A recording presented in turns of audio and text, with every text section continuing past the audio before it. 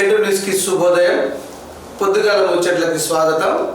ప్రతిదినం లాగానే ఈరోజు కూడా పొద్దుగాల ముచ్చట్లతో మీ ముందుకు వస్తుంది కేటు న్యూస్.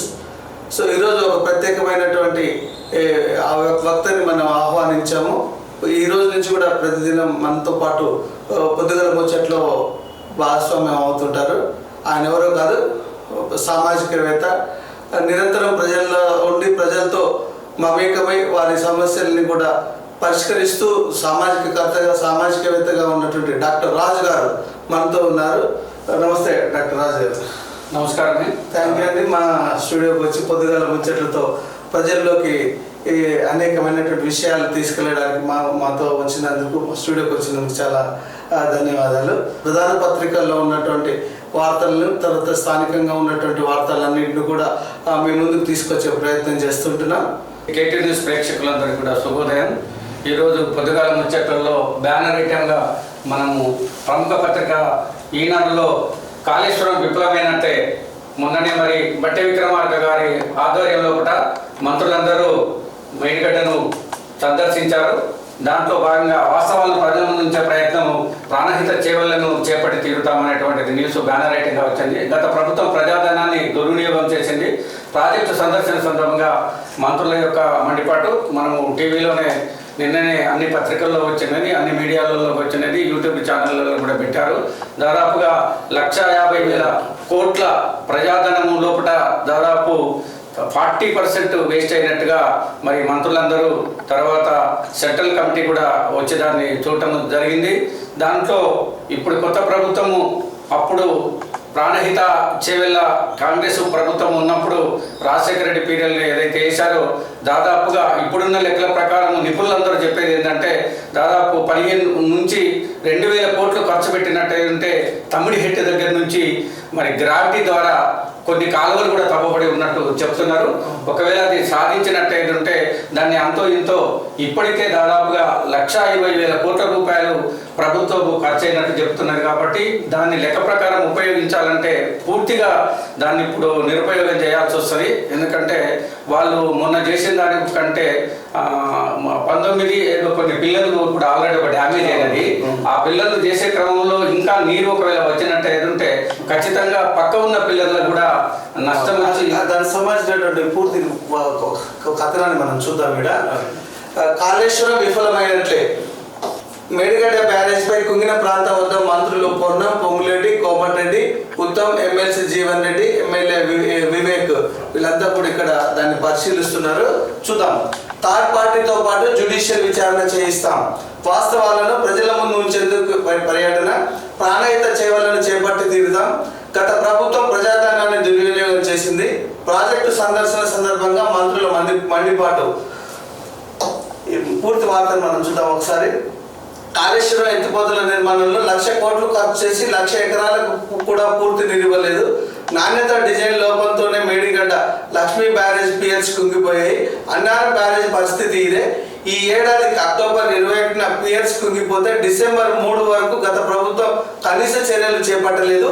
నీటిపారుదల శాఖను కూడా పర్యవేక్షించిన నాటి ముఖ్యమంత్రి కేసీఆర్ నోరు మెదపలేదు. సమీక్ష కానీ ప్రకటన కానీ చేయలేదు. 2022లో సింకెట్ ఫైల్స్ లోపాలు ఉన్నాయని ఉన్నతాధికారులకు అప్పటి ఈ లేఖ రాసిన ప్రభుత్వం ఎందుకు చర్యలు చేపట్టలేదు? 2 టీఎంసీల ఎత్తిపోతలకే పనులు పూర్తి కాకపోగా 3వ టీఎంసీ పనులు ఎందుకు చేపట్టినట్లు, ఏ ప్రయోజనాలు ఆశించి వాటిని పాత పనులు చేస్తున్న గుత్తేదారులకు అప్పగించారు?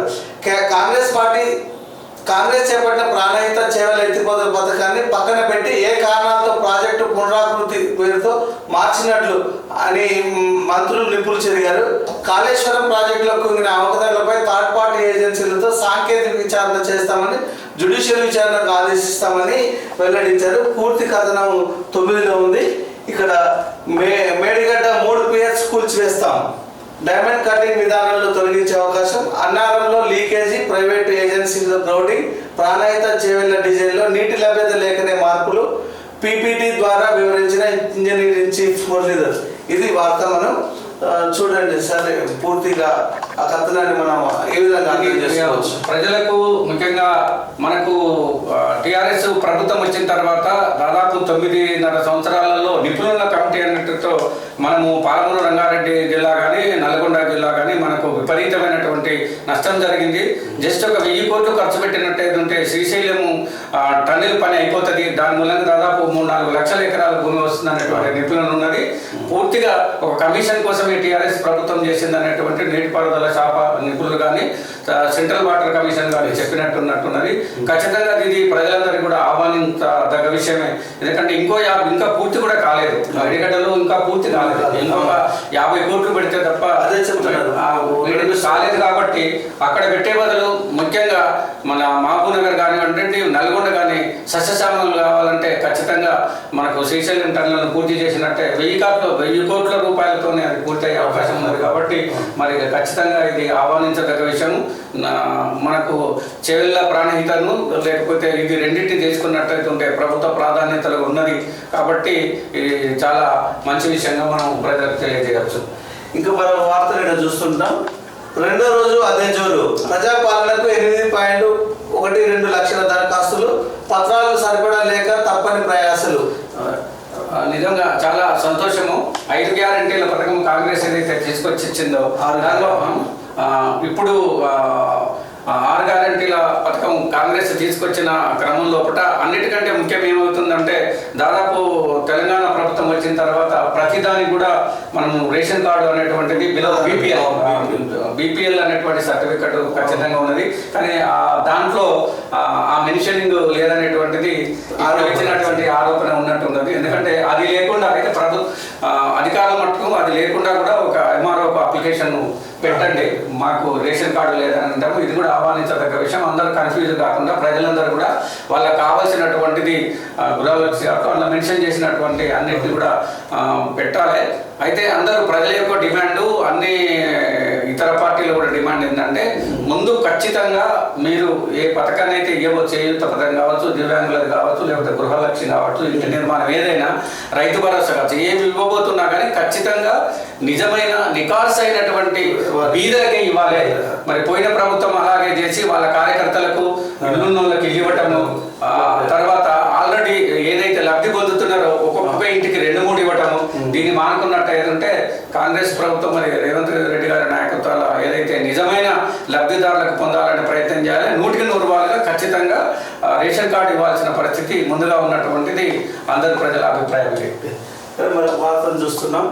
నేరాలు పెరిగాయి. గత ఏడాది కన్నా 8.97% ఎక్కువ, 17% అధికమైన సైబర్ మోసాలు. 2023 వార్షిక సమీక్షలో డీజీపీ రవి గుప్తా వెల్లడి. వార్షిక నేర సమీక్ష నివేదిక విడుదల చేస్తున్న డీజీపీ రవి గుప్తా చిత్రంలో అదనపు డీజీపీలు విజయ్ కుమార్, సంజయ్ కుమార్ జైన్, శిఖా గోయల్, సందీప్ సోడిలే, శ్రీనివాస్ రెడ్డి, మహేష్ భగవత్ ఒక వార్తను ప్రచురణ చేసింది. ఇది ఖచ్చితంగా ఇప్పుడు యూత్ ప్రత్యేకించి 18 నుంచి 20 సంవత్సరాలు ఉన్న యూత్కు సైబర్ నేరాలు మొదలటానికి కారణంగా చాలా సోషల్ మీడియాలో కూడా అశ్లీల చిత్రాలు రావుతున్నది. కాబట్టి అందరూ సామాజికవేత్తలు, విద్యావేత్తలు, మేధావులు చెప్పే విషయం ఏంటంటే మనం పిల్లలకు ఇంటి నుండే హై స్కూల్ లెవెల్ నుంచే తల్లి దగ్గర నుంచే ఒకరి పట్ల ఒక గౌరవం పెంచాల్సిన అవసరం చెప్తుంది. ముఖ్యంగా ఇందులో లేడీస్ పై నేరాలు ఎక్కువ జరుగుతున్నట్టు చెప్తున్నారు. అంటే ప్రయాణాలు కావచ్చు, చదువుకున్న చోట కావచ్చు. కాబట్టి ఇప్పుడు మరి ప్రభుత్వము ఇప్పుడు లేడీస్ ఉచితంగా చేస్తున్నారు. కాబట్టి కొందరు ఆడపిల్లలు అయితే జస్ట్ టైంపాస్ కోసం ఇక్కడ నుంచి అక్కడికి, అక్కడి నుంచి ఇక్కడికి తిరుగుతున్నారు అన్నటువంటిది. కాబట్టి అన్ని సంస్థలు ఏకం కావాల్సిన అవసరం ఉన్నది. తర్వాత వాళ్ళ మీద కఠిన చర్యలు అంటే ఇంట్లో తల్లిదండ్రుల దగ్గర నుంచి, స్కూల్లో టీచర్స్ దగ్గర నుంచి, సమాజంలో మేధావుల దగ్గర నుంచి, అంటే నీతి, నిజాయితీ, నిబద్ధత అనేటువంటిది స్త్రీ పట్ల గౌరవాన్ని పెంచినట్టు ఏదంటే అది ఖచ్చితంగా. కాబట్టి ప్రేమించకపోతేనే చంపేటటువంటి వ్యవహారాలు నడుస్తున్నాయి. కాబట్టి మనము స్పెషల్గా ఎడ్యుకేషన్ ఇవ్వాల్సిన అవసరం ఉన్నది. కాళేశ్వరం ఖర్చు 93,000 కోట్లు అయితే 1,00,000 కోట్ల అవినీతి ఎక్కడిది? కాంగ్రెస్ నేతలు సమాధానం చెప్పాలి. మాజీ మంత్రి కడియం శ్రీహరి సూటి ప్రశ్న అంటూ పూర్తి వరకు 9లో ఉంది. ఏంటి 93,000 కోట్లు ఏంటి? యాక్చువల్గా ఇది కాంగ్రెస్ వాళ్ళు చెప్తున్నారు. అంటే వాళ్ళు అన్నింటినీ కలుపుకొని చెప్తున్నారు. ఒక కాళేశ్వరం అనే కాకుండా మనకు నీటి కోసం చేసినటువంటిది 97,000 కోట్లు ప్రభుత్వం సంబంధించిన ప్రాజెక్టు సంబంధించిన ఇది రాజకీయ ఉద్దేశంతో చేసింది, కానీ మాక్సిమం 40% ఉన్నదని చెప్తున్నారు. వాళ్ళే చెప్పిన లెక్కల ప్రకారం అరౌండ్ 50,000 కోట్ల దాకా ఉండొచ్చు అనేటువంటిది అన్ని కమిటీలు నిర్ధారణ చేసింది. 40% కిక్ బ్యాక్స్ వెళ్ళిపోయినాయి. 93,000 కోట్లు అనేటువంటిది ఇది కరెక్ట్ కాదు. ఇది అంటే ఏదో ఒక బదనా చేయడానికి చేసి మాట్లాడదు తప్ప నిజమైంది కాదు. దివ్యాంగ సిబ్బందికి పదోన్నతుల్లో రిజర్వేషన్లు ఇది చాలా సంతోషకరమైన, ఎందుకంటే కాంగ్రెస్ ప్రభుత్వం వచ్చిన తర్వాత దివ్యాంగులకు ఇప్పుడు 6,000 నెలకు పెన్షన్ చేశారు. తర్వాత వాళ్ళకి ఇంకా 3% ఏమో ఈవెన్ వృత్తి విద్యా కౌశల్లో ఉద్యోగాల్లో కూడా రిజర్వేషన్ కావాలనేటువంటి కొంత పోరాటం జరుగుతుంది. ఈ మధ్య ఏదో డిస్టర్బ్ అయిపోయింది. మళ్ళీ పదోన్నతులతో కూడా ఈ పదోన్నతుల రిజర్వేషన్ అన్నింటిలో ఉన్నాయి. పదోన్నతుల రిజర్వేషన్ అని ఎస్సీ కమ్యూనిటీలో ఉన్నాయి, బీసీ కమ్యూనిటీలో ఉన్న అన్నింటిలో ఉన్నది. ఆంధ్రజ్యోతి పత్రికలో మనం బ్యానర్ ఐటంగా చూస్తే కూడా ఇందులో కూడా మేడిగడ్డ గురించినటువంటిది. మేడిగడ్డ అవినీతి పుట్ట, బ్యారేజీని ముంచిన వారిపైన న్యాయ విచారణ చేస్తాం మంత్రులు. మేడిగడ్డ 7 బ్లాక్లు కూల్చి మళ్ళీ కట్టాల్సిందే. దెబ్బతిన 19, 20, 21 పిల్లలను బ్లాస్ట్ చేస్తే మిగతా బ్యారేజీకి ప్రమాదం. డైమండ్ కటింగ్తో వాటిని తొలగిస్తాం. ఈఎన్సీ మురళీధర్ ప్రెజెంటేషన్ అంటూ ఒక వార్త. ప్రజాధనంతో కట్టే డ్యాంల నిర్మాణ నాణ్యత పట్టించుకోరా, అంత ప్రమాదం జరిగిన గత సీఎం మౌనమేళ. 1000 కోట్ల మోటార్లకు 4,000 కోట్లు చెల్లించారు. బీఆర్ఎస్ ప్రభుత్వ పాపాలు, రాష్ట్ర ప్రజలకు శాపాలు. కాళేశ్వరం కంటే ప్రాణహిత చేవెళ్ల ప్రాజెక్టు ఉత్తమం, రాజకీయ లబ్ధి కోసమే మార్చి వ్యయాన్ని పెంచేశారు. అన్నారం, సుందిలో కూడా ప్రమాదంలో ఉన్నాయి. ప్రాణహిత చేవెళ్ల ప్రాజెక్టు వినియోగంలోకి తెస్తాం. పాలమూరు, రంగారెడ్డి జాతీయ హోదాకు పోరాడుతాం. మేడిగడ్డ అన్నారం బ్యారేజ్ పనులను పరిశీలించిన 5 మంత్రుల బృందం. గత ప్రభుత్వంపై ఫైర్. ఇది మనం ఇంతకుముందు చెప్పుకున్నట్టుగా ఖచ్చితంగా అంతకుముందు దాదాపు చాలా మంది నిపుణులు ఓవరాల్ డెవలప్మెంట్ కాబట్టి అంటే తక్కువ ఖర్చు, ఓవరాల్ మనం తెలంగాణ వచ్చిన తర్వాత బడ్జెట్ అంతా ఇబ్బంది అవుతున్నది కాబట్టి తక్కువ ఖర్చులు 500 కోట్లు, తర్వాత 1000 కోట్లు, 2,000 కోట్ల లోపల ఉన్నట్టు ఉంటే తక్కువ ఖర్చుతో ఎక్కువ మనం లబ్ధి పొందేటటువంటి అంటే ఒక నిపుణుల కమిటీ ఆకునూరు మురళి గారి సారథ్యం లోపల ఆయన దాదాపు ఆయన ఇంజనీరు, ఆయన చేసిన సర్వే ప్రకారం ఇప్పుడు వీళ్ళు చెప్పే లెక్కల ప్రకారం ఒక్కొక్క ఎకరాకు మనం మేడిగడ్డ నీళ్ళు అయితే ఉపయోగించుకున్నట్టయితే ఉంటే 42 నుంచి 50,000 రూపాయలు ఖర్చు వస్తున్నారు. ఇప్పటికే దాదాపు ఒక సంవత్సరానికి 2 నుంచి 3,000 రూపాయల 12,000 రూపాయల విద్యుత్ ఖర్చు అయ్యే అవకాశం ఉందని చెబుతున్నాం. దాన్ని నడపడానికి అసలే విద్యుత్ ఇబ్బందులు అంటే దానికి 12,000 కోట్లు అంటే దాదాపు 1,000 కోట్ల మోటార్ల విషయంలో కూడా 1000 కోట్ల మోటార్లకు 4,000 కోట్లు చెల్లించారు. ఇదంతా ఆయన మెయిన్గా కేసీఆర్ ఉద్దేశం ఏంటంటే ప్రజలకు ఇన్డెప్త్ లోపల నాలెడ్జ్ లేదు. తెలంగాణ ప్రజలంతా తింటారు, ఓట్లలో 4 పైసలు ఇస్తే ఓట్లు పడతాయనే ఉద్దేశంతో అన్ని చేశారు. అది ఒక కమిషన్, అందుకోసమే దీన్ని కమిషన్ ప్రాజెక్ట్ గా పేరు పెట్టేసేసారు. అదే వాళ్ళకు గుదిపడ్డాయి. మేడిగడ్డ బ్రిడ్జికి వచ్చిన పగులు క్లియర్గా మనకి ఫోటోలో చూపిస్తుంటాం. ఇకపోతే ఇక్కడ 2వ వార్తకు మనం చూస్తున్నాం. ఇక్కడ గవర్నర్ కోట ఎమ్మెల్సీలుగా కోదండరాం, అందశ్రీ ఇద్దరు పేర్లను పరిశీలిస్తున్న రాష్ట్ర ప్రభుత్వం. సామాజిక సాహిత్య రంగాల్లో అవకాశం. రాష్ట్ర ప్రభుత్వ గవర్నర్ కోట కింద టీజేఎస్ అధినేత కోదండం ప్రజాకవి అందశ్రీని శాసనమండలికి పంపాలనేటువంటి ఉన్నది. దీంట్లో గత దాదాపు రేవంత్ రెడ్డి గారు సీఎం అయిన దగ్గర నుంచి కూడా ఎమ్మెల్సీ కోటాలో, ఎందుకంటే ఖచ్చితంగా అంటే అందశ్రీ బృందం కావచ్చు, కోదండరాం కావచ్చు, షర్మిల కావచ్చు, దాదాపు 30-40 ప్రజా సంఘాలు ఆకునూరు గురి గారి సారథ్యం లోపల దాదాపు 30 రోజులు మొత్తం తెలంగాణ అంతా దాదాపు అన్ని నియోజకవర్గాలు తిరిగిన క్రమం లోపల టీఆర్ఎస్ ప్రభుత్వము ప్రజా వ్యతిరేక విధానాలు చేస్తుంది, ప్రజాధనాన్ని వృధా చేస్తుంది, హెల్త్ అండ్ ఎడ్యుకేషన్ పట్టించుకోవటం లేదు. కాబట్టి ఒక విషయం ఏముంటున్నదంటే ఒక కొన్ని అపోహలు ఏమొస్తున్నాయంటే కోదండరాం ఒకవేళ మంత్రి పదవి తీసుకున్నట్టయితే, ఒకవేళ అందశ్రీ కూడా మంత్రి పదవి తీసుకున్నట్టయితే ప్రజాగొంతుకగా కావటం కష్టమవుతుంది. ముఖ్యమంత్రికి వ్యతిరేకంగా మాట్లాడటం అనేటువంటిది కష్టమవుతుందండి. కోదండరాం ఒక మంత్రి పదవి ఇస్తే కొన్ని విషయాలలో ఇప్పుడు ఆయన నీళ్లు, నిధులు, నియామకాల కోసం, ఉద్యోగాల కోసం పోరాటం చేస్తున్నాడు. ఇప్పుడున్న బడ్జెట్ ప్రకారం వాళ్ళు 2 లక్షల ఉద్యోగాలు ఇస్తామన్నాడు, ఇప్పటికీ కూడా రాలేదు. తర్వాత అంటే ఒకవేళ ఇస్తే అది కొంత అనేటువంటిది ఉన్నది. ఇస్తే డెఫినెట్ గా అందులోనే ఉండి కొంత పోరాటం మంచి అందరి తన మొత్తము తెలంగాణ కోసమని కావాల్సిన కవితలు రాశారు, పాటలు పాడారు. కాబట్టి డెఫినెట్ గా వీళ్ళకిద్దరికి మంత్రి పదవి వచ్చిన శాసన మండలిలో ఉన్న ఖచ్చితంగా నిరుద్యోగుల విషయమని అనేటువంటిది ఉంటుంది. తెలంగాణ సంస్కృతి కాపాడటానికి మరి అందశ్రీ గారు చాలా ప్రయత్నం చేశారు కదా, ఖచ్చితంగా ఇది ఆహ్వానించదగ్గ విషయం. సంకీర్ణ సహకారం ఇది ప్రజలందరూ ఏకాభిప్రాయం. బీజేపీకి మళ్ళీ పట్టం కడతారు. 2040 నాటికి వికసిత్ భారత్. దీనికోసం జ్ఞాన్ పైన ప్రత్యేక దృష్టి. పేదలు, యువత, రైతులు, మహిళలే జ్ఞాన్. కొత్త వ్యక్తులకు సీఎం బాధ్యతలు. బీజేపీలో ఉన్నదే లోక్సభ సీట్ల పరంగా దక్షిణాదిలో బీజేపీని అతిపెద్ద పార్టీ. అంతర్జాతీయ వేదికలపై భారతదేశాన్ని కీర్తిస్తున్నారు. ఇండియా టుడే ఇంటర్వ్యూలో ప్రధాని నరేంద్ర మోడీ అంటూ ఒక వార్త మనం చూస్తున్నాం. రైట్. ఏంటంటే అసలు యాక్చువల్గా మనకు స్వాతంత్రం వచ్చిన తర్వాత దాదాపు 30-40 ఏళ్ల పాటు కాంగ్రెస్ ప్రభుత్వం ఉన్నది. అందులో మనము అంటే సంకీర్ణ ప్రభుత్వాలకు ఒకే పార్టీ ప్రభుత్వాలకు చూసుకున్నట్టయితే ఒక నేషనల్ లెవెల్లో ఇండియా సర్వే వాళ్ళు ఒకటి చేశారు. సంకీర్ణ ప్రభుత్వంలో 3-4 పార్టీలు కలిసి ప్రభుత్వాన్ని నడుపుతాయి కాబట్టి కామన్ మినిమం ప్రోగ్రామ్ కింద అందరి అభిప్రాయం మేరకే కార్యక్రమం నడుపుతారు. సో ఇప్పుడు మనకు 100 రోజుల పని వచ్చింది కూడా కాంగ్రెస్ కమ్యూనిస్టులు కలిసి ఉన్నప్పుడే పని వచ్చింది.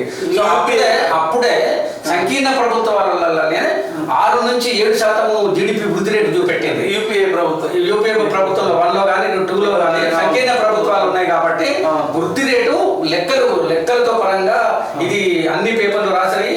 అందరూ మేధావులు కానీ ఆర్థిక శాస్త్రవేత్తలు కానీ చెప్పేది ఏంటంటే సంకీర్ణ ప్రభుత్వం లోపల అందరి యొక్క అభిప్రాయం తీసుకోలేదు కాబట్టి వృద్ధి రేటు సంకీర్ణం కాకుండా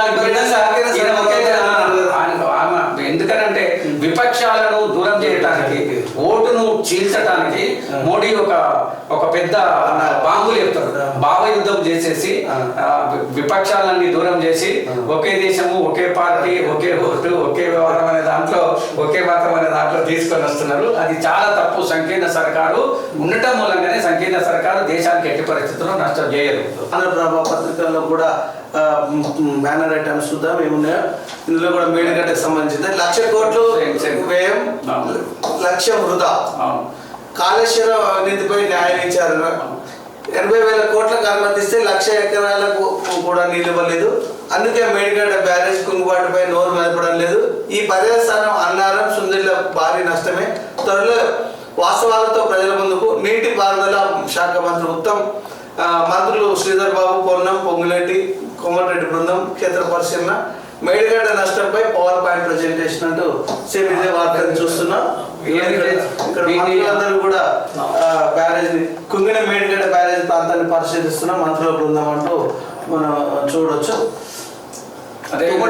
రీడిజైన్ ఇది చాలా సంతోషకరమైనది. తీసుకున్నట్టయితే తుమ్మిగడ్డి రీడిజైన్ చేసినట్టయితే డెఫినెట్గా అవుతుంది. ఇంకో దానికి లెక్కల ప్రకారం 15,000 నుంచి 2,000 కోట్లు ఖర్చు పెట్టినట్టయితే, ఎందుకంటే ఆల్రెడీ 30% కాలువలు తవ్వడం కూడా అయినాయి తుమ్మిగడ్డి సందర్భంలో.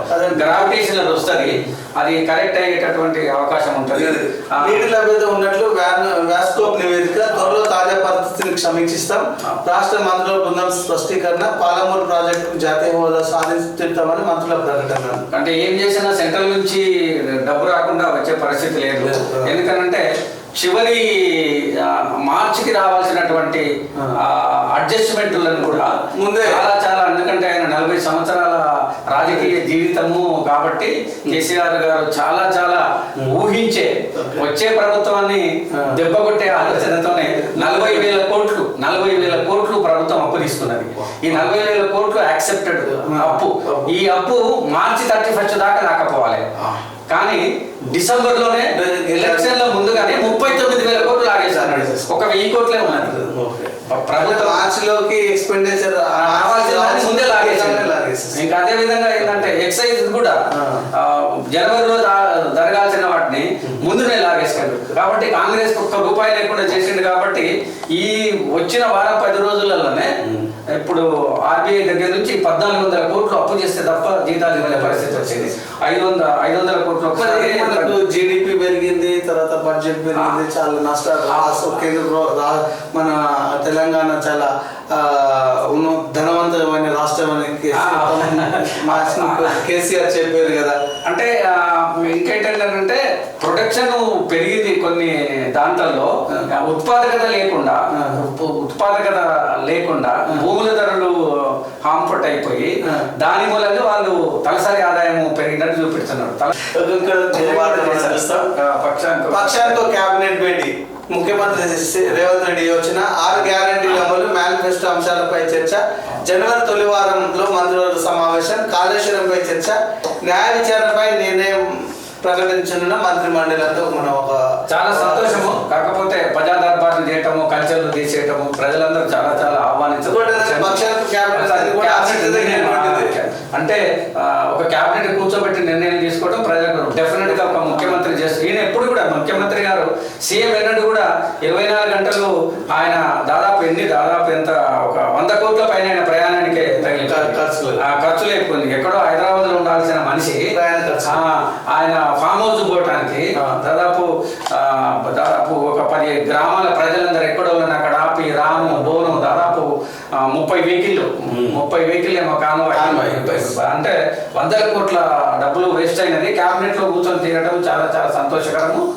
1050 కొత్త బస్సులు వస్తున్నాయి. అసలు 780 ఆర్టీసీ బస్సులు మహాలక్ష్మితో పెరిగిన ఆక్యుపెన్సీ, రోజుకి 20 లక్షల మంది ప్రయాణం. మొన్న 30 లక్షలు అని చెప్పాను, చాలా సంతోషము.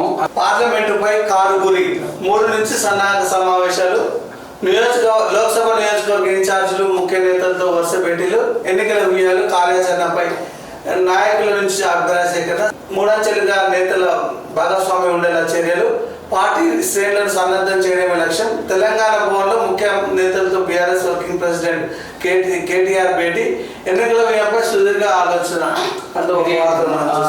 ముఖ్యంగా అంటే ఉద్యమ నాయకుడు నేను ఖచ్చితంగా నేషనల్ లెవెల్ పోవాలనే ఉద్దేశంతో ఎప్పుడైతే 2వసారి గెలిచాడో, నేను ప్రధానమంత్రికి నేను క్యాండిడేట్ కావద్దనే ఉద్దేశంతో అక్కడ మమతా బెనర్జీ దగ్గరికి పోయి ఇక్కడ స్టాలిన్ దగ్గరికి వెళ్ళి అక్కడ ఢిల్లీకి వెళ్ళి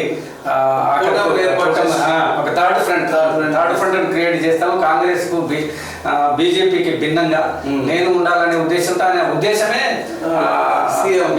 బీఆర్ అంటే భారతీయ రాష్ట్ర సమితి అనే దాంట్లో ఒక పోరాటం చేసిండు. ఒక స్టేజ్ లో నేను 350 మంది ఎంపీలను గెలిపించుకునేంత శక్తి నేనే ఫైనాన్స్ చేస్తానన్నాడు. కాబట్టి ఏ ప్రాంతీయ పార్టీ కూడా ఇంత డబ్బులు లేవు. వాళ్ళకు 800 కోట్ల డబ్బులు భారతదేశం లోపల బీజేపీ పెద్ద పార్టీలకు లేనన్ని డబ్బులు వీళ్ళ దగ్గర ఉన్నాయి. ఆ ప్లాన్ లోనే బీఆర్ఎస్ పెట్టిండు, పార్లమెంట్ పెట్టిండులే. కానీ అది అంత ఈజీగా ఇప్పుడు అంతా కాంగ్రెస్ గాలి వీస్తున్నారు. ఎంత దుమారం చేస్తుంది, యాంటీ టీఆర్ఎస్ దుమారం, యాంటీ బీఆర్ఎస్. దీనికి జాతీయ హోదా కూడా ఇంకా దక్కలేదు అనేది వార్తలు వస్తున్నాయి. జాతీయ హోదా దక్కాలి అని అంటే, జాతీయ హోదా దక్కాలంటే ఖచ్చితంగా 6% ఓట్లు రావాలి. 4 రాష్ట్రాలు 6% ఓట్లు, 4 ఎంపీలు ఉండాలి. కానీ ఇప్పుడు ఈయన 4 రాష్ట్రాలలో ఇంకా పోటీ చేయలేదు కదా. అందుకోసమే బీఆర్ఎస్ క్రియేట్ చేసాడు. పక్కనే ఉన్న మన ఆంధ్రప్రదేశ్లోని అక్కడ ఒక పార్టీ ఓపెన్ చేసింది, అక్కడ పోయింది. ఎందుకంటే ఏపీ ఇటు మన తెలంగాణ పక్కన మహారాష్ట్ర, కర్ణాటక 4 రాష్ట్రాలు తీసుకోవాలనుకున్నాడు. డబ్బులు పెట్టినట్టు ఏదంటే 4 ఎంపీలు ఇక్కడ గెలుచుకోవచ్చు. ఆయన 4 ఎంపీలు ఇక్కడ గెలిచిన 4 రాష్ట్రాలలో పోలైన ఓట్లు ఉండాలి కదా. సో ఎలక్షన్ కమిటీ ప్రకారం 4 రాష్ట్రాలలో పోలైన ఓటర్లలో 6% ఓట్లు రావాలి, 4 ఎంపీలు గెలవాలి. ఒక్కసారిగా ఒకే చోట గెలుస్తావా? 4 రాష్ట్రానికి ఒకటి గెలుస్తావా? ఎంపీలు అంటే 4 గెలుస్తారు. ఇక్కడ గెలుస్తారు కాబట్టి అక్కడ 6% ఓట్లు వస్తాయనేటువంటిది ప్రయత్నం చేస్తాడు. మరి ఇప్పుడు రేపు ఎలక్షన్లలో ఏం చేస్తారు ఏంది అనేటువంటిది ఒక మనం వేచి చూడాల్సిన విషయం. పవర్ కట్ ప్రశ్నే లేదు.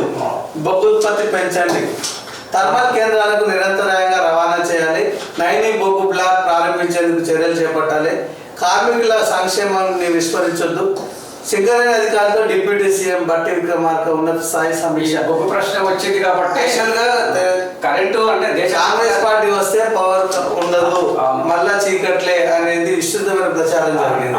అదేమి లేదు, దానికి ఇది దేశం మొత్తం మీద పవర్ జనరేషన్ ఎక్కువ అవుతుంది. కాకపోతే అంటే బొగ్గు ఉత్పత్తితో ఇప్పుడు మన ఈవెన్ దామరచర్లకు కూడా కాస్త కాస్ట్లీ అవుతుంది. ఎందుకంటే దాని బొగ్గు రావాలని అంటే 250 కిలోమీటర్ల నుంచి ప్రయాణం చేసి రావాలా. పెట్టుబడి ప్రభుత్వము మరి అంత లంకె విద్యలు కూడా ఏమి డబ్బు లేనిది అంటున్నారు. కానీ ఖచ్చితంగా మనకున్నటువంటి సింగరేణి బొగ్గుతో దాంతో మాత్రం ఖచ్చితంగా వస్తుంది, అదేమి ఉండదు. ఇకపోతే స్థానిక వార్తలు చూద్దాం మనం.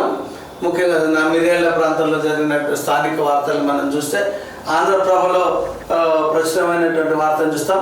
రాఖ్యా నాయక్ ఆశయాలు సాధించాలి. మిర్యాలగూడ ఎమ్మెల్యే బిఎల్ఆర్ ఘనంగా రాఖ్యా నాయక్ వర్ధంతి కార్యక్రమం, రక్తదాన శిబిరం ఏర్పాటు. నిరంతరం పేద ప్రజలకు అండగా ఉండి వారి సమస్యల పరిష్కారం కోసం పాటుపడిన కరుడు కట్టిన కాంగ్రెస్ నేత దివంగత ఎమ్మెల్యే రాఖ్యా నాయక్ ఆశయాలు సాధించేందుకు ప్రతి కాంగ్రెస్ పార్టీ కార్యకర్త కృషి చేయాలని ఎమ్మెల్యే బిఎల్ఆర్ కోరారు. రాఖ్యా నాయక్ 22వ వర్ధంతి పురస్కరించుకుని శుక్రవారం పట్టణంలోని కాంగ్రెస్ పార్టీ కార్యాలయంలో ఆయన చిత్రపటానికి పూలమాలలు వేసి నివాళులర్పించారు.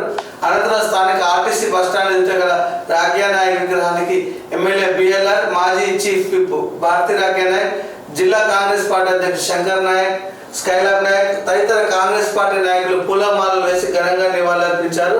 ఈ సందర్భంగా ఆర్టీసీ బస్టాండ్ ప్రాంగణంలో రక్తదాన శిబిరం ఏర్పాటు చేశారు. రక్తదాన శిబిరం ప్రారంభించిన ఎమ్మెల్యే బిఎల్ఆర్ స్వయంగా రక్తదానం చేసి తన అభిమానం చాటుకున్నారు. ఈ కార్యక్రమంలో ఈ పార్టీ నాయకులందరూ కూడా పాల్గొన్నట్టు మనం కథనం చూస్తూ ఉంటున్నాం. ఇది చాలా సంతోషము. రాఖ్యా నాయక్ నాకు వ్యక్తిగతంగా కూడా పరిచయము. నేను వేములపల్లిలో మొదట్లో ఉద్యోగం చేసినప్పుడు వచ్చారు. ఆయన కూడా మనం కేటీ న్యూస్ ప్రేక్షకుల ద్వారా మన ద్వారా ఆయన కూడా వర్ధంతికి ఆయనకు ఘన నివాళులు అర్పిస్తూ వాళ్ళ కుటుంబ సభ్యులందరికీ కూడా మనం ప్రత్యేకమైన కృతజ్ఞతలు తెలియజేస్తాం. మరి స్కైలాబ్ నాయక్ గారు ఇన్ బిట్వీన్ ఎప్పుడు కూడా కాంగ్రెస్ లో ఉంటాడు అనుకున్నాం. మధ్యలో ఒక తాడు జరుపు చేసి మరి ఇట్లా వచ్చారు. మరి స్కైలాబ్ గారికి భారతీయ రాఖ్యా నాయక్ గారికి కూడా ప్రత్యేకమైన కృతజ్ఞతలు. ప్రతి సంవత్సరం కూడా వాళ్ళ రక్తదాన శిబిరాన్ని నడుపుతున్నారు. నేను 2-3 రక్తదాన శిబిరాలు కూడా నేను పాల్గొన్నాను. చాలా ఇది అంటే ప్రజలలో బాగా మమేకమయ్యి దేవరకొండ ఎమ్మెల్యేగా ఉన్నప్పుడు నక్సలైట్లు ఎవరు అనుకుని ఎవరు చేశారు. నిజంగా ఆయన బతికున్నట్టే నిజంగా బతికున్నట్టే పడుగు బలహీన వర్గాల వాళ్ళందరికీ చాలా సౌమ్యుడు నాకు వ్యక్తిగతంగా కూడా పరిచయం. ఇలాంటి నాయకుడు చనిపోవడం అనేటువంటిది సమాజానికి ప్రత్యేకంగా పడుగు బలహీన వర్గాలు బిఎల్ఆర్ రక్తదానం చేశారు. మాజీ దివంగత మాజీ ఎమ్మెల్యే రాఖ్యా నాయక్ వర్ధంతి సందర్భంగా ఆయన తనయుడు కాంగ్రెస్ నాయకులు స్కైలాబ్ నాయక్ ఆధ్వర్యంలో శుక్రవారం మిర్యాల పట్టణంలోని ఆర్టీసీ బస్టాండ్లో రక్తదాన శిబిరంలో పాల్గొన్న ఎమ్మెల్యే బిఎల్ఆర్ స్వయంగా రక్తదానం ఇచ్చినట్టుగా బిఎల్ఆర్ చూశారు. తర్వాత ఇక్కడ ఇంకొక వార్త చూస్తాం. ఇంకోటి ఇచ్చిన ఆడపిల్లలపై ఒక వార్త చిట్యాల నుంచి ప్రచురం ఉంది. ఆడపిల్లలపై వివక్ష విడనాడాలి. ఆడపిల్లలపై వివక్ష విడనాడాలి. జిల్లా సాధికార కేంద్ర కోఆర్డినేటర్ ఝాన్సీ రాణి ఐసిడిఎస్ సూపర్వైజర్ రోజు అన్నారు. భవిష్యత్ తరాలు మనుగడ సాగాలంటే ప్రతి ఇంటి ఆడపిల్లలు పుట్టినిద్దాం, వారిని ఎదగనిద్దాం, మంచి చదువులు చదివిద్దాం అన్నారు. బేటీ బచావో బేటీ పడావో కార్యక్రమాన్ని శుక్రవారం మండలంలోని పరిపాలన గ్రామాల్లో నిర్వహించారు. స్థానిక ప్రభుత్వ పాఠశాల విద్యార్థులకు అవగాహన నిర్వహించి ప్రతిజ్ఞ చేసి మానవాహారాన్ని చేపట్టారు. అనంతరం వారు మాట్లాడుతూ మారుతున్న కాలానికి అనుగుణంగా ఆధునిక సమాజంలో ఆడపిల్లలు అన్ని రంగాల్లో ముందుండాలని తన కాలపై తను నిలబడి అందరికీ ఆదర్శంగా ఉండాలన్నారు. ముందుగా బాల్య వివాహాలు అనుకంటే ఆడపిల్లలపై వివక్ష రూపుమాపాలన్నారు. ఇది చాలా మనం ఇప్పుడే కాదు, మనము స్వాతంత్రం వచ్చిన దగ్గర నుంచి కూడా చూసుకుంటూ వస్తున్నాము. ఆడపిల్లలకు మనం ఇప్పుడు కాంగ్రెస్ ప్రభుత్వం ప్రయాణాన్ని పట్టించింది. మనం ఇంటి దగ్గర నుంచే అమ్మాయికి నేను చాలా దగ్గరుండి చూశాను. పెద్ద అంటే తమ్ముడు చిన్నోడు ఉంటాడు, అక్క వయసులో పెద్దది ఉంటుంది. అక్క తమ్ముని గుడ్డలు ఉతికిస్తుంటారు. సో ఆడపిల్లకు గౌరవం ఇవ్వటం అంటే ఒక మిషన్ అంటే ఆటవస్తువుగా తీసుకోవటం అనేటువంటిది ఏంటో మరి అన్ని సాంప్రదాయాలని చెప్తున్నాము. మన భారతదేశానికి భరత మాత అని పేరు పెట్టుకున్నాం. కానీ ఆడపిల్లల విషయం లోపల పిల్లవాడినేమో ప్రైవేట్ స్కూల్ పంపి అమ్మాయినేమో ప్రభుత్వ స్కూల్ పంపి ఈ వివక్ష అనేటువంటిది కింద నుంచి రావాలి. మార్పు కింద నుంచి రావాలి, తల్లి దగ్గర నుంచి రావాలి. బచావో బేటీ పడావో అన్న దాంట్లో వాళ్ళకి ఇంకా కొంత ఆర్థికమైనటువంటిది ఎడ్యుకేషన్ సిస్టమ్ అంటున్నారు. ఇప్పుడు వీళ్ళు ఏదైతే డబ్బులు ఇచ్చేస్తున్నారో అసలు లేడీస్కు ఎడ్యుకేషన్ సిస్టంలో కూడా మినిమల్ ఫీజు చెప్పి పెద్ద విషయం చెప్పాలి. అదే ఇంకొక వార్త మనం చూస్తే కూడా వేములపల్లికి సంబంధించింది 3 ఇసుక ట్రాక్టర్ల పట్టివేత. మహిళల ఇసుక అక్రమ రవాణా పాల్పడుతున్న 3 ఇసుక ట్రాక్టర్ల పట్టుకొని కేసు నమోదు చేసినట్లు ఎస్ఐ విజయ్ కుమార్ శుక్రవారం తెలిపారు. మిర్యాల మండలం తడకమల గ్రామానికి చెందిన తంగెల జానకి రెడ్డి, చిన్నజాని శ్రీనివాస్, జిల్లా రవి తమ ట్రాక్టర్ల ద్వారా మండలంలో రావులపేట గ్రామం శివారులో గల మూసివాగు నుంచి ఇసుకను అక్రమంగా తరలిస్తున్నారు. వాటిని పట్టుకొని స్టేషన్కు తరలిస్తున్నట్లు ఆయన తెలిపారు. ఈ మేరకు ట్రాక్టర్ యజమానులు జానకి రెడ్డి, శ్రీనివాస్ రైళ్లతో పాటు ట్రాక్టర్లపై కేసు నమోదు చేసినట్టు వార్తలు మనం చూస్తున్నాం. ఇది ముఖ్యంగా టిఆర్ఎస్ ప్రభుత్వం ఎమ్మెల్యేలందరూ కూడా ఇసుక దందాతోనే, ఇసుక మాఫియాతోనే లక్షల కోట్ల రూపాయలన్నీ అంతే ఓవరాల్ చూసినట్టు ఏంటంటే ఈవెన్ కేటీఆర్ గారు కూడా ఆయన సిరిసిల్ల నియోజకవర్గంలో కూడా ఆ పెద్ద ట్రాక్టర్లు అడ్డు వచ్చిన వాళ్ళకి పోవడం అనేటువంటిది ఉన్నది. ముఖ్యంగా చెన్నూరులో బాలకసుమని కూడా తర్వాత మన దగ్గర భువనగిరి దగ్గర నుంచి కూడా దాదాపు వేల కొద్ది ట్రాక్టర్లు చీమల బార్ లెక్కన తీసుకుపోయి ఎప్పుడు కూడా ఇసుక దందా అనేటువంటి ఇంత పొద్దుతలే. అసలు టీఆర్ఎస్ ప్రభుత్వం మన దగ్గర మానవ వనరులు అంటే భూమిని, నీరును, ఇసుకను, తర్వాత గుట్టలను తవ్వేసేసేసి మొత్తము పంచభూతాలను వ్యాపారం చేసి కోట్లు ఆర్జించిన ఎమ్మెల్యేలు ఎవరైనా ఉన్నారంటే ఖచ్చితంగా గత వీళ్ళందరూ కలిసి సంపాదించుకున్న బీఆర్ఎస్ వాళ్ళు మాత్రం ఉన్నారు అనేటువంటిది ఇది జగత్ విరుద్ధం. ఇసుకని కూడా మాయ చేసేసి ఇది అందులో భాగమే ఇదైంది. ఎక్కడికక్కడికి లెక్కలు ఉన్నాయని చెప్తారు. అక్కడ ఎంత అక్కడ ఏ లెవెల్లో ఎవరెవరికి ఎంత అనేటువంటిది ఇది ఓపెన్ సీక్రెట్. ఇదండి ఈరోజు ఉదయం ముచ్చట్లు. మీరు నిరంతరం చూస్తూనే ఉండండి. ప్రతిదినం ఉదయం ముచ్చట్లతో మీ ముందుకు వస్తుంది K2 న్యూస్. మీరు సబ్స్క్రైబ్ చేయండి, షేర్ చేయండి, మీరు ప్రతిరోజు వాచ్ చేయండి. డాక్టర్ రాజు గారు కూడా ప్రతిదినం ఉదయం ముచ్చట్లలో మనతో పాటు ఇప్పటి నుంచి పార్టిసిపేట్ అవుతుంటారు. థ్యాంక్ యూ రాజు గారు. అందరికీ K2 న్యూస్ ప్రేక్షకులందరికీ కూడా ప్రత్యేకమైనటువంటి కృతజ్ఞతలు. మీరు ఏమైనా మా ఎక్స్ప్లెనేషన్లో కానీ ఏమైనా ఉన్నట్టయితే మమ్మల్ని కరెక్షన్ చేయాలని కోరుకుంటున్నాం. సర్వజన సుఖినో భవంతు. అందరము బాగుండాలి, అందులో మనం అందరం ఉండాలి. Thank you very much.